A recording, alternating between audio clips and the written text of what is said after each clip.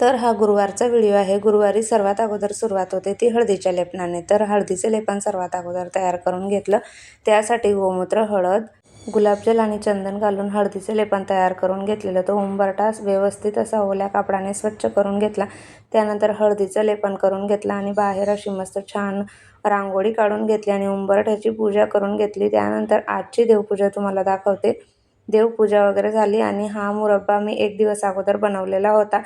साखरेचा मुरब्बा मी इथे बनवलेला होता। तर संध्याकाळच्या टायमिंगला बनवायला सुरुवात केलेली होती। मग कमी गॅसवर हा मुरब्बा छान शिजून झालेला होता आणि मग रात्रभर मी त्याला तसंच ठेवला होता। थंड झाल्यावर झाकून दुसऱ्या दिवशी मस्त बरणीत भरून ठेवला आणि त्या दिवशी मुरब्बा वगैरे बनवून झाल्यानंतर मी शिवाजी चौकात गेलेली होती। तर बऱ्याच ताईंची कमेंट होती की धाराचं जे लिक्विड देवांसाठी वापरते ते कुठे मिळतं? तर शिवाजी चौकात इथे कौस्तुभ भंडार म्हणून जे पूजेचे दुकान आहे त्या दुकानांमध्ये आजूबाजूला कुठेही मिळेल किंवा या